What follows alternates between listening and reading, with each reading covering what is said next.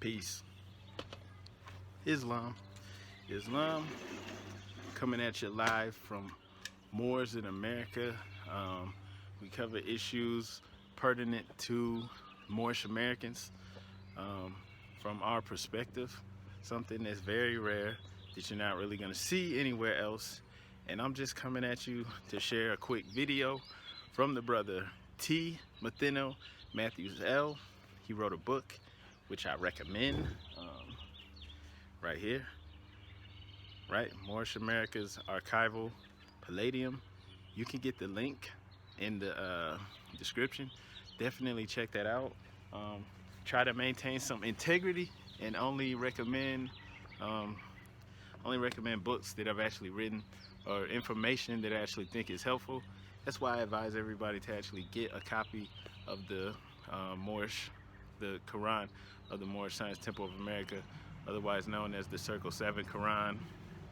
I always advise everybody to get the Divine Constitution and Bylaws and also the 101s, right?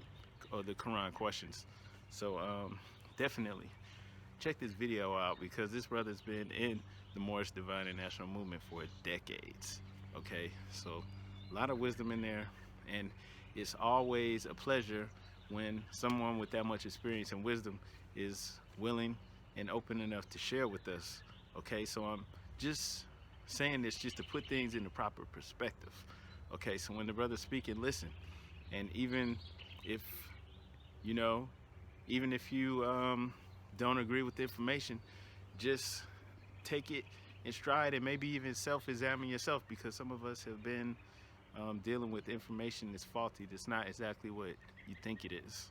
Okay, and there's even people out here who are very well respected who've been teaching information and putting information out there that's not actually in alignment with the Moorish Divine and National Movement as brought forth by Prophet Noble Drew Ali. So once again, every Moor should get a copy of that book, and every Moor should watch this video and share.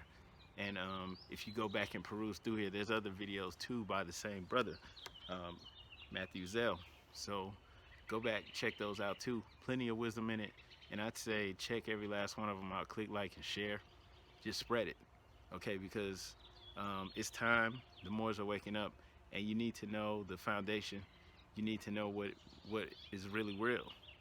So I think it's very important. And that's why I'm here, and that's why this brother's here and sharing with us. And that's why I'm saying, don't just watch this, also share it, because it's not good enough just for a handful of us to know. We all need to know this information and share it and live on it. Okay, stand on it. Love, truth, peace, freedom, and justice. So make sure you watch this and share. Peace. I'm thinking this morning about a class that I took at a local college between 1998 and 2000. I'm not sure exactly which, I don't recall. But it was a class on planning, having plans, and how to put different types of plans into effect. They talked about long-term plans, short-term plans, strategic goals, how to have supplemental plans, how you have backup plans. I mean, it was a really good class. But the thing that I'm thinking about is how that class really brought a lot of things together for me. And I would suggest that if you have an opportunity, so you have Google now, you can Google plans and, study that. It'll open your eyes. It'll open your eyes. And I'm saying this in light of the book that I'm studying right now, which I'm about done with it. Excuse me. And the second book, which kind of continues on in a way. And I don't want to, let the cat out the bag. But I remember when I was a young guy, I was a very, very angry young man. Violent. Yeah, I was. Terrible. But what I didn't understand, among other things, was that I was only hurting myself. I knew that there were people in this country that hated me just based on what my appearance was. I didn't know their justification for their hatred, but I knew they had some vicious hatred. And the thing of it wasn't everybody. It was just some people. And over time, I began to see how those type of people would take advantage of any situation that I put myself in, where they could deprive me of my rights, or they could charge me with a crime, or kick me out of school. I remember getting kicked out of school so much. But you know what? The main thing, another thing about it was, even though 8th grade, 9th grade, 10th grade, even before, I was always getting suspended. Seemed like every other week I was getting 2 or 3 days suspension.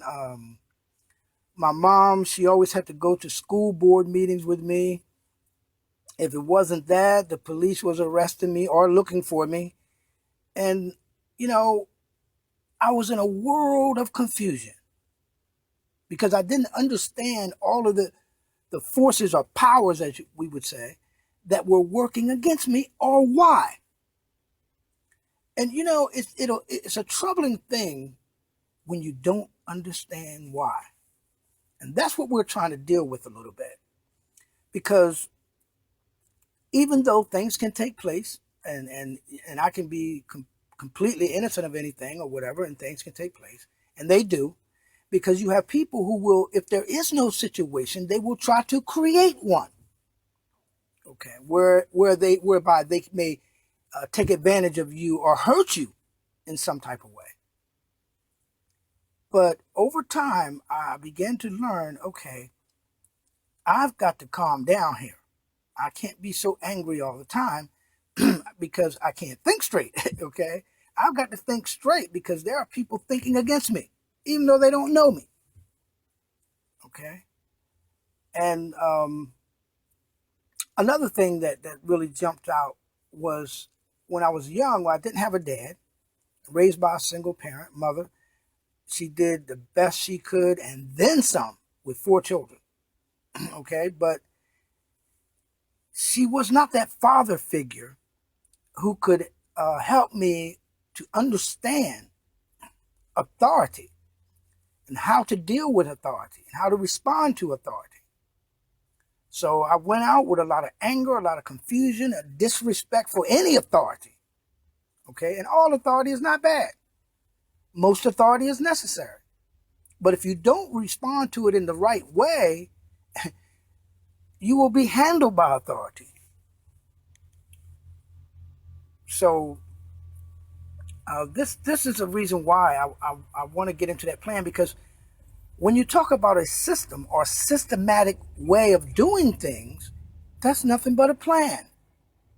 And we used to say, oh, it's the system, but you got to understand that there are systems operating within systems.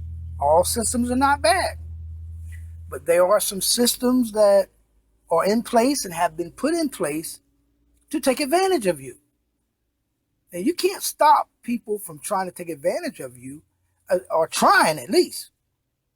But if you can get the right attitude and get in the right position, then their plans will not work. And number one, above all, is you have to have a connection with your God. You got to have it. Not necessarily a religious connection, but a spiritual connection, because we know he speaks in the heart. But when there's so much noise in your life and so much confusion going on, it's hard to hear him, because he speaks rather in a still, small voice. He's not loud. And you got to be able to calm yourself enough to hear. I used to tell people, when something takes place, just try to stay calm and listen, no matter what's going on outside of you, around you.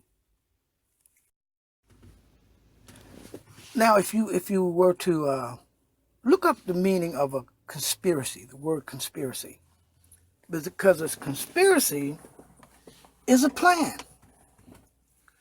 But for the most part, a conspiracy is a plan to do something wrong or something illegal, something unlawful. And as I've been pointing out over and over and over, that the conspiracy, it was more than one, for one thing, it was more than one conspiracy. But the main conspiracy that we're looking at is one that started pretty much when the country started, or when the Constitution was ratified. That plan started then. There were people, or that conspiracy. And I'm trying to get you to see this so that maybe by the end or near the end of the study, we'll see the plan's effect in this country that are not in our best interest. And it becomes obvious, you see. It becomes obvious what the plans are and who the modern day conspirators are. Because don't believe the picture that's being put out there, because most of those people don't really know what the real plan is. They think it's one thing or several other things, but it's not. It's something completely different and devious, to say the least. When you are attempting to destroy people, destroy their lives, dehumanize them, okay, murder them, when you have those type of plans in effect, you need to know what they are and the people who are most likely behind them and why. Because the question why is answered. So I'm near the end of this book, The Great Conspiracy, and I'll probably post a couple of questions. I don't believe in doing people's homework for them, so I may not post a couple of answers. I'll give it some time, for perhaps someone who may read the book later. It's well worth the time. I'm not saying that you have to understand all the book, but it's well worth the time. I promise you, well worth the time. And when you run across words that you don't understand, don't keep reading. Stop and look up the definition of that word and study it until you have a satisfactory understanding of what the word means. But I'm looking forward to the second book, okay? Because matter of fact, I'm not sure that after the second book, it may not take another one. That may answer practically everything that you might need to know.